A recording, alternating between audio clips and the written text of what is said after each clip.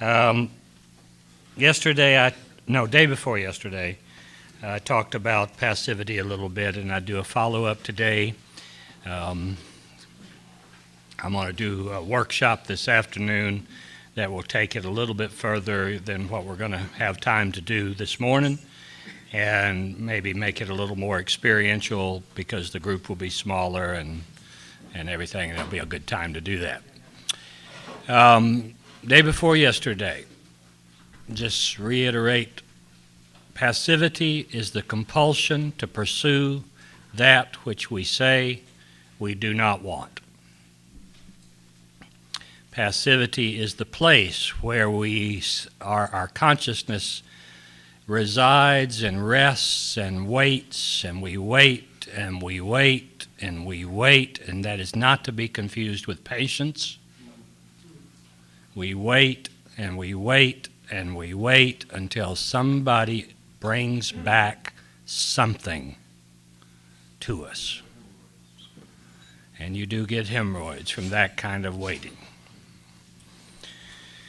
We wait and wait and we suffer until somebody or something acts upon us to make us different, to make us change.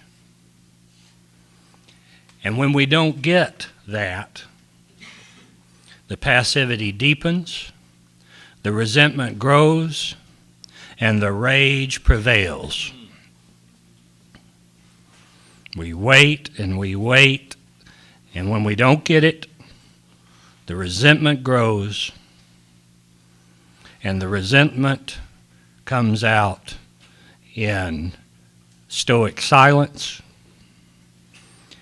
yelling at our children, screaming at our wife or lover or partner. And then we have to go to an anger management workshop. Or we drink, and we drink some more. Or we read and read and read and stay up in our heads until we can't find the door that we entered to get in them. Therefore, we can't find the door to exit. It's a subject that has not been written about very much, not been discussed very much. It's a subject that is near and dear to my heart because I can be a very passive man in spite of the $300,000 or so I've spent in psychotherapy. I have no idea if that's the amount. I know he has a nice condo on the beach. And he doesn't let me visit it.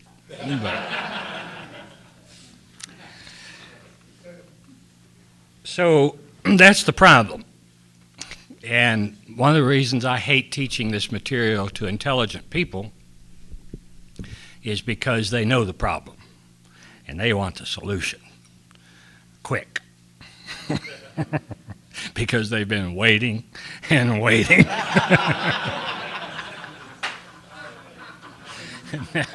That's right. And if I don't give the solution, they're going to kill me. Kill me dead right here in Sturgeon Lake. Right. Did you all go to John's grave last year? Oh. He kept talking about the problem, so we just killed him. We buried him out there by the water, and every year we go out there and sit on it and wait for him to give us the solution, that son of a bitch. All right, so here's the solutions. There's a bunch of them, and I'm going to give you two or three now. We'll talk about them a little bit and go into more of them in the workshop and more into depth on these if anybody feels inclined to join this afternoon, which I know it's a very hard decision to make which one to go to because I'd like to go to all of them myself. So we'll just do that with whoever shows up. 2:30 in the rotation thing, 2:30 to 4. Yeah, here in this room. So I said day before yesterday, one of the, and I'm not going to discuss this very much today. I'm going to skip on to the other 2 or 3, but we'll come back to it in the afternoon. One of the solutions to passivity is anger work. Anger work. And many, or some of you, know that that's been a lifelong commitment for me to both do and teach and write about for the last 20 years. So I'll talk about it in the workshop a little bit, but I'm going to talk about 2 other solutions. Another one that is very important, and it came up several times yesterday, and I have been asked to elaborate a little bit on it, and that is grief work. Grief work is another solution to passivity. Grief work. And the question that I get asked all these many, many years is, how does one begin grief work? Or how does one stay in it once one enters it and keep from popping out? So over the years, having tried to answer that question, having somewhat successfully engaged in grief work myself, somewhat, though I need much more work in that area, I believe, that now, because I've relapsed back into a state of depression sometimes instead of active grieving. But so I want to give you just for which brain is it that's the analytical? I always get I'm dyslexic. Which one? Left? Okay, don't confuse me. But you're right. Okay, so it's left. So for the left brain folks that are here, here's a sort of a strategy, a structure that I came up with over the last few years trying to answer this question.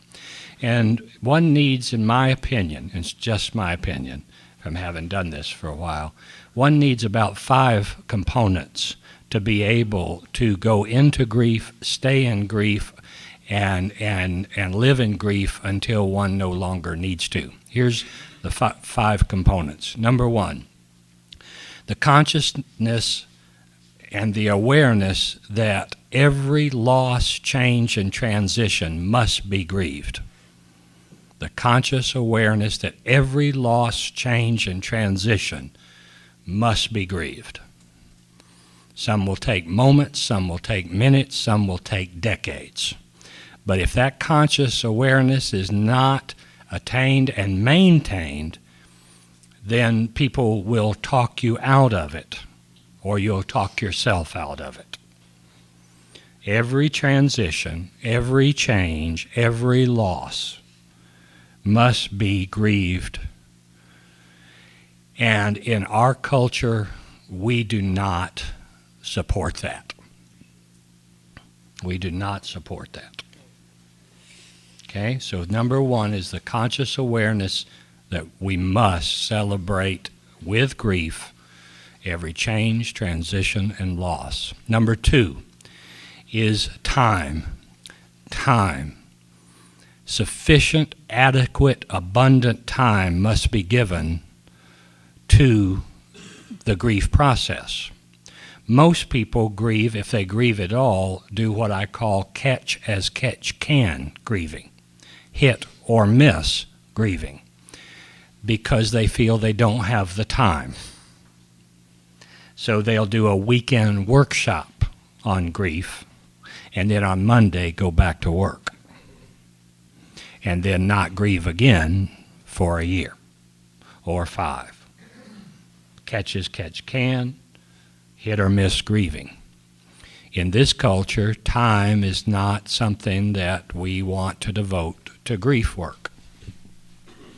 If your father dies, you should take off on Friday and go to the funeral. Hopefully it'll be on Saturday so you can be back at work on Monday. If your lover or partner dies, you should be allowed at least a week Possibly two. But if your friend dies, there's not many corporations that's going to sanction your days off.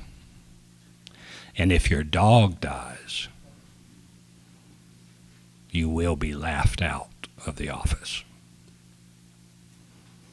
When my Malamute dies, no one will see me or hear from me for a while, or a while, or a while.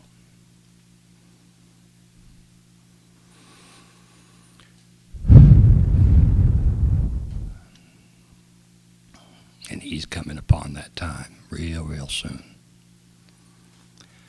Number 3,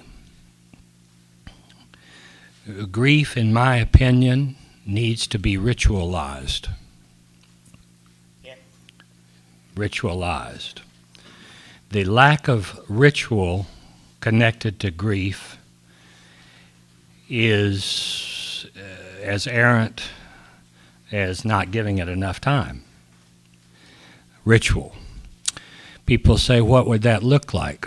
Every Wednesday at 9 o'clock, I'll go to the lake and I'll say goodbye to my youth, to my daughter, to my son,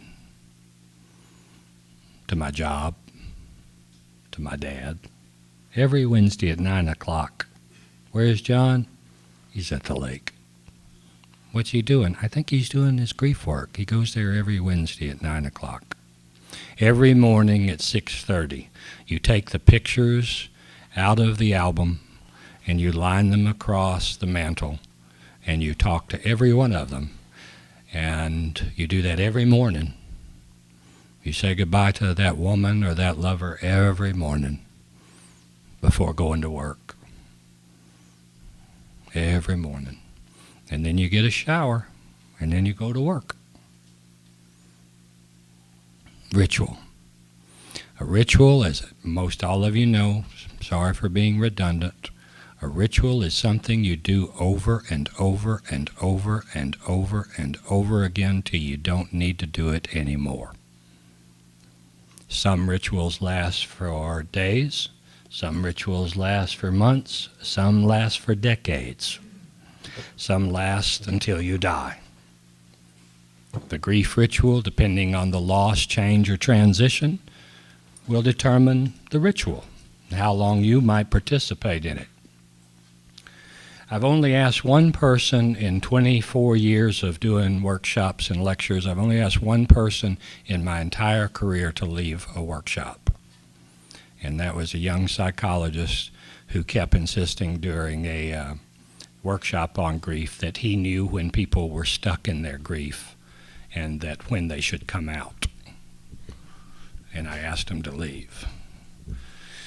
And he said, well, I just know. I mean, as a highly trained psychotherapist,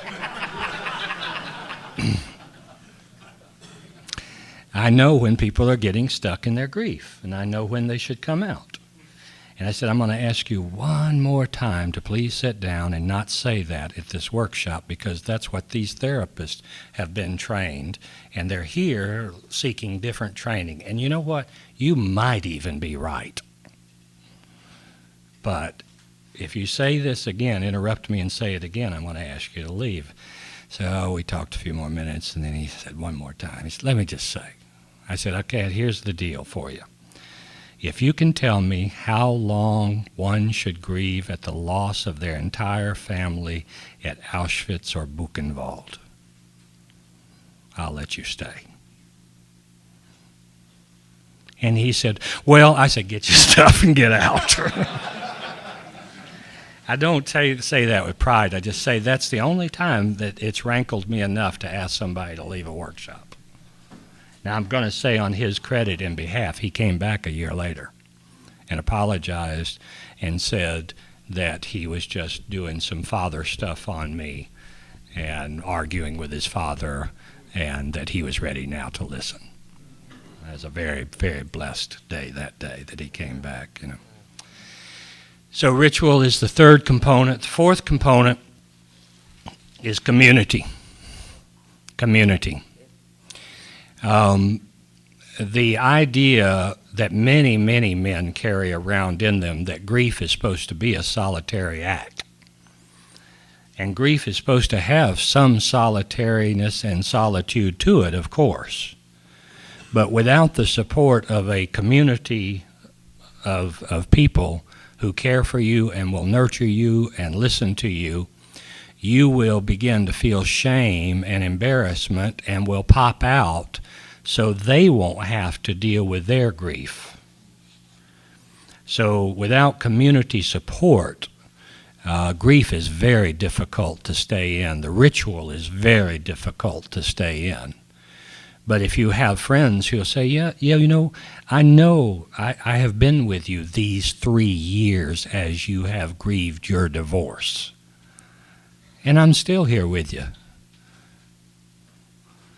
But if you have friends that say, it's been 3 fucking years, come on, I'm sick of listening to it, then you have to go find you some other friends. That's right. See? Because as a friend, I have no more idea when they should pop out of their grief than I do as a psychotherapist. And people will say to me, but I've been grieving for a year now about a relationship that I was only in for 3 months. And I go, you have to understand this, that the psyche does not operate by linear calendar time. The psyche doesn't know if you were in that relationship for 3 months or 3,000 years. So don't put calendar time on grief time. Okay, so community.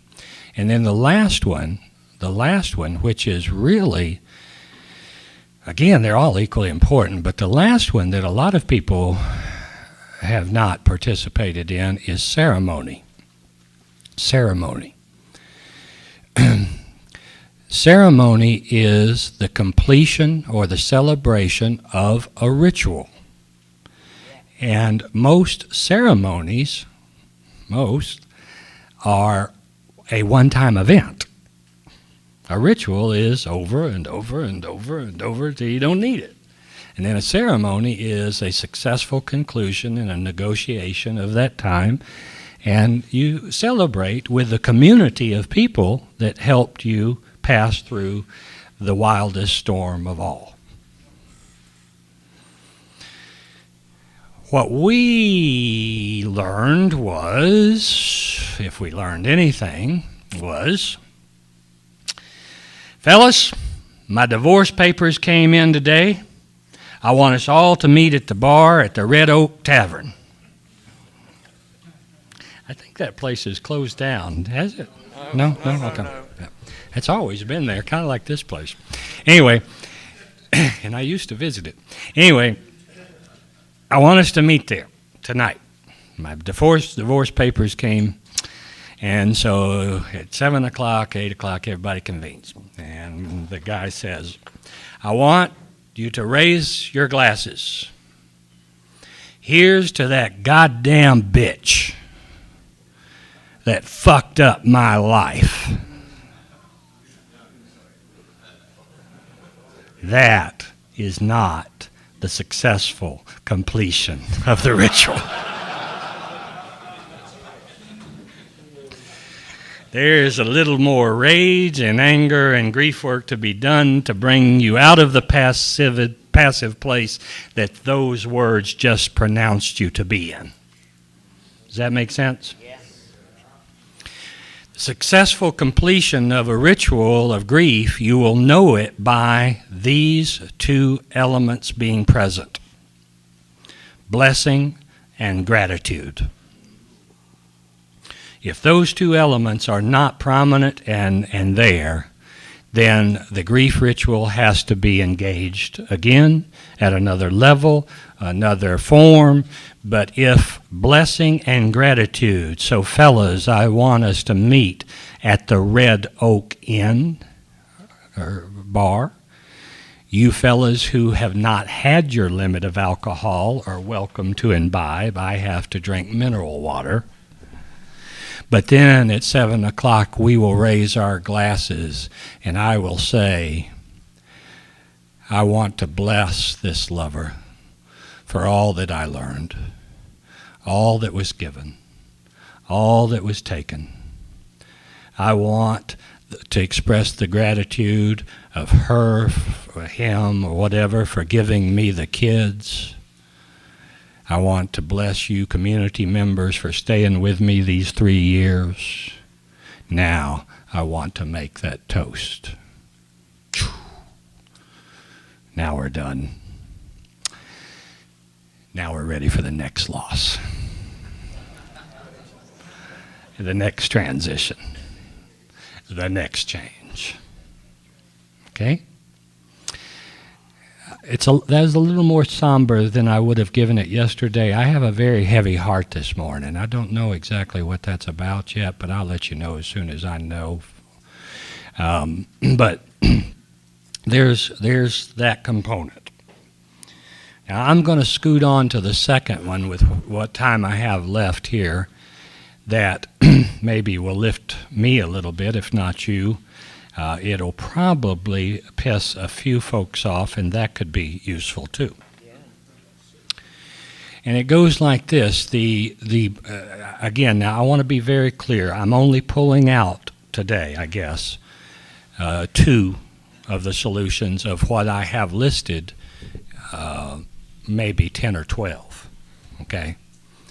But it's just what I want to talk about, and that's what you get to do somewhat at these things after 2 decades or more of doing them, okay?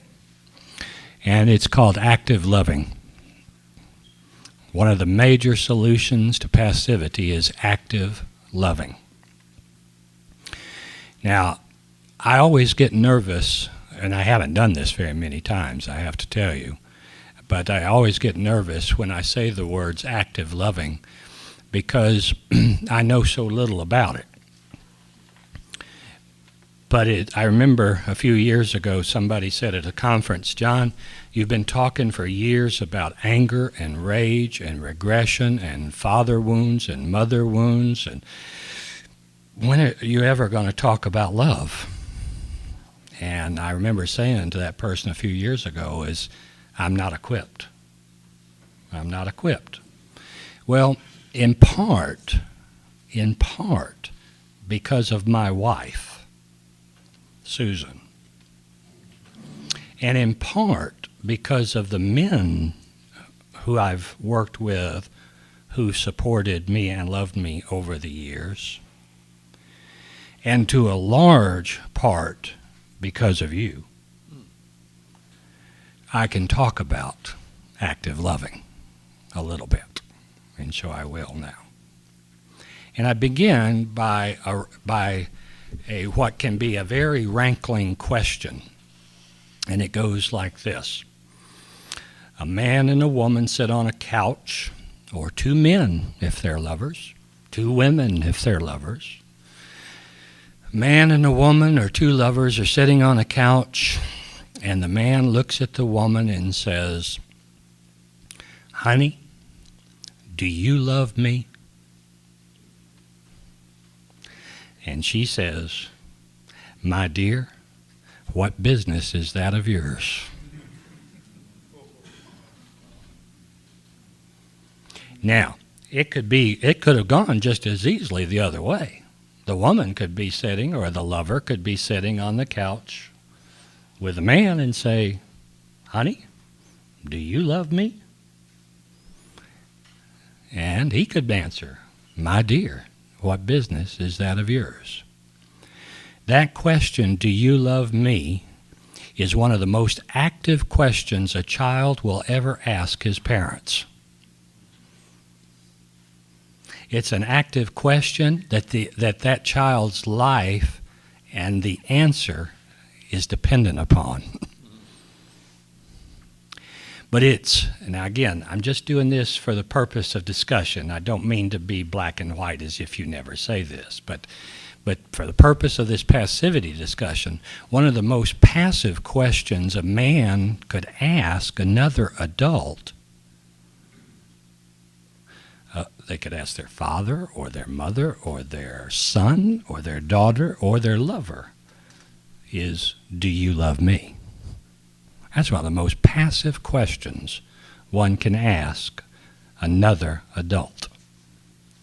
Here, in my opinion, working with passivity is the question that pulls one out of perpetual passivity in regards to relationships. Not work or child rearing or that, but in relationships. And that question is, how well am I loving you? How well am I loving you?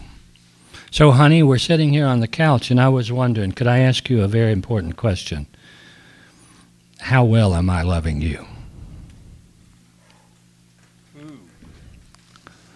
And I'm going to sit here and I'm going to listen to the answer, both good and bad, positive and negative.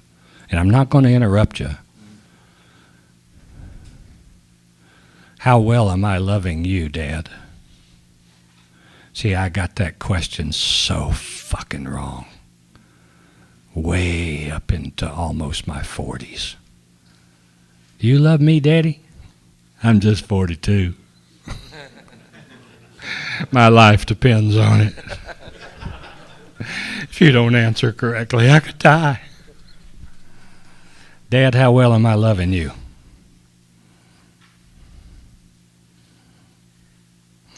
How would you? And then the next question is, here, this is the second question to pull you out of passivity, is how would you like to be loved? How would you like to be loved? Because in my infantile adolescence, perpetual adolescence, I've been loving you the way I wanted to be loved.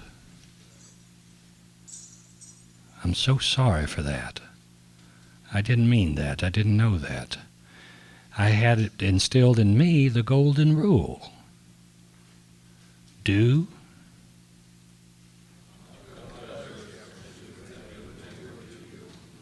So if I want flowers, then you must too. You must. I do. I would want somebody to give me flowers, so let me buy you a bunch of bouquets. And then they look at it and they go, this is very nice. I'll put them right over here. I go, wait a minute. These are roses. Roses, goddammit. Now you put your nose in these roses and you smell them, or I'll force them down your goddamn throat. Why? Because I love you so much that I went and bought these goddamn roses. I didn't have to buy these goddamn roses. Your first husband didn't buy you no goddamn roses. And if you don't watch out, your second husband is going to meet your third. Now you take these goddamn roses in the spirit in which I would receive them. If somebody gave them to me. You're on today, John. That's the nicest thing you've ever said. All right, so, honey, do you love me? My dear, what business is that of yours? First time I heard that question, I almost hit the fella when he was telling me that. I said, well, of course it's his goddamn business. They're in a relationship. He said, I'm going to ask a question again. Do you love me? My dear, what business is that of yours? So the platinum rule that pulls one out of passivity is do unto others as they have been longing to be done to, maybe their whole life. Do unto others as they have been yearning and longing to be done to, perhaps for their whole life. And man, that's a kind of activity that keeps you and those cells firing. How well am I loving you, son? Ooh, what an active question that is. How would you like to be loved, daughter? Well, Dad, I'd like for you to call me once a week and just say hello. I don't want you to ask me about my work. I don't want you to ask me about the weather here in Boston, because it's always shitty. I just want you to ask me, how am I doing? And then you love them just that way for the twinkling of time that's left to do it. Now here's an interesting sidebar to all this. The reason why this is so perplexing to me, and was so perplexing to me, is best friends do what I just said automatically to each other. That's why it was always so perplexing to me. Best friends are almost always giving their friend exactly the way they want to be loved. And they're giving you that, or else you wouldn't be best friends. We do it automatically. Automatically. But with our children, we love them the way we wish we had been loved as children. With our Father, we love Him the way we wished He had have loved us. But with our best friend, we just keep sending exactly what they've been longing for a long time. And that's why we stay best friends. And then when we stop, we say things like, yeah, he and I used to be best friends years ago. But I got this other couple of good friends now that are sending me and me sending them exactly what is needed. Okay?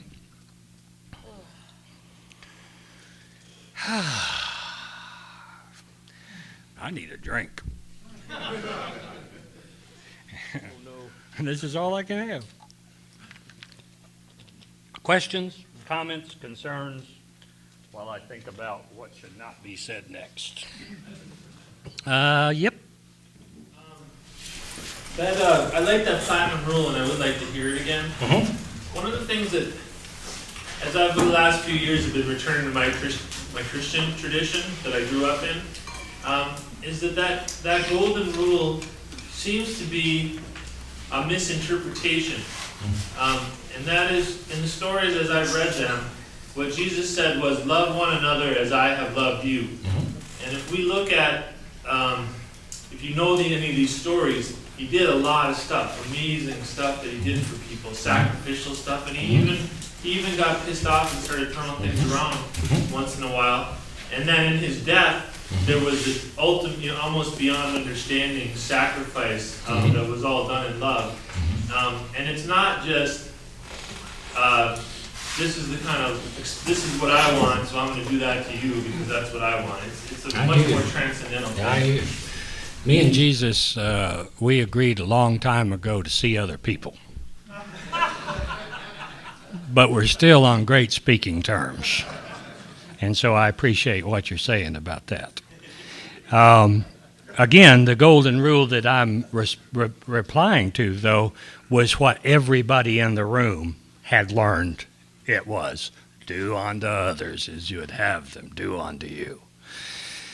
Platinum rule, I say again. Do unto others exactly the way they have been longing to be done to, perhaps for their entire lives. You know. Yes, sir. John, a more subtle way than this question, like you said, like, do you love me? That passivity that's there. I've noticed in my own experience, in my relationships, that's when I say I love you, I'm also looking for that affirmation and response. And my wife or partner does the same thing. And if you don't give it to them, they're like, I just told you I love you. Don't you love me? And so it's that's also part of it. Exactly. Yes, sir. My wife and I, we on the 9th, 2 days ago, we just celebrated our 25th wedding anniversary. Wow. Congratulations. We have this little flirtatious thing we say to one another, that it skirts around the edges of what you're getting at, and it's I'll look at her and I'll say, have I told you how much I love you lately? And she'll go, let's see, I don't think so. And then she'll come up to me and she'll say, have I told you how much I love you lately? And I'll look at her, well, not lately. See, I'm still very, very poor at this. That's one reason why I still teach it. I'm still very poor about this. My wife, the way she wants to be shown love, one of the major ways, is a lot of touch. Not necessarily sexual touch, but a lot of touch. She loves that. You know, and I'll wash the dishes for her. Now, there's a great sadness in that. There's no joke in that. Now, I'm better at it, you understand. But I'll still wash the dishes for her. And then when she doesn't say, oh, John, thank you for washing the dishes, I go, God damn, she didn't even notice I washed the dishes. If somebody washed the dishes for me, I'd have an orgasm. She didn't even notice. But when I give her a massage on the shoulders for just even 5 minutes, you would think that I presented her with the Hope Diamond. 5 minutes. 5 minutes. You'd think I presented her with the Hope Diamond. Well, with that dishwasher, not that long. But now we're getting into details I'd rather not cover. It's like, John, it's like being willing to learn the language Of love. of the other person. Yeah. You're speaking two different languages. Yeah. And what means something that communicates what I need is not the same. And so you have to be willing to say, well, okay, teach me your language. Right. This is what I wrote a little bit about in the book, Courting a Woman's Soul, is, I had to learn the language. Some of you may have read that best-selling book that's kind of close to what I'm talking about. A little bit is called The 5 Love Languages. Learning which way they want to be, how they perceive themselves as love. It's a very good book, I think. But but what he doesn't deal with in that book is how difficult it is to do it. How difficult it is to do it. Yes, young man. I just thought it was interesting because, in high school, there's always when I was graduating, there's always there's a million different little relationships in high school. Most of them last for a couple of months, and it's like an experimental time, And then there's always one or two that have been going on for a very long span of time, And me and my best friend had that experience. We both had the same girlfriend from 6th grade to 12th grade. So, and because not because, you kind of get roped in and you're like, oh, I don't want to break up with them just because, that's what you wanted, And it was interesting because, for my relationship, it was, the kind where, you never said much, I love you. You just, showed it, because, that word's so, I feel maybe not once you grow up, but, grow up, but, I feel that word's thrown around so much that it's almost the same as giving a person a present only on their birthday, And so for me it was the kind of thing where Wednesday night, just for the fuck of it, I'm gonna give you something, you know what I mean? Like Thursday night, just for the fuck of it, like I'm gonna do something, and like both ways, you know? Like with that, we never had to be like, I love you, because like it was just a constant act of like everything you did during the day revolved around how you could please that person at the end of the day, you know? But whereas my best friend, his relationship was one where it was weird, they were very close, but they would be fine if they didn't see each other for 2 weeks. They'd be fine. Like, it just didn't matter. Like, you'd see him hanging out with all the guys, and he'd be like, so, where's Emily? And he'd be like, oh, I don't know. Like, she's doing her thing, you know? But that was the way she wanted it to be, you know? She wanted to live the way she wanted, but she always knew she had that one person who, if she needed it, would be there, you know? Yeah. And so I just think that's interesting. Yeah, very interesting. Very interesting. Sixth grade, 12th grade's half your life. Yes, sir. One more question, then I got to close. But I'm going to take some more questions at the workshop if you feel inclined to come. Yes, sir. One more. Well, I love this idea, and I think it's really helpful in a lot of relationships. And there's some relationships where I'm not sure it's helpful.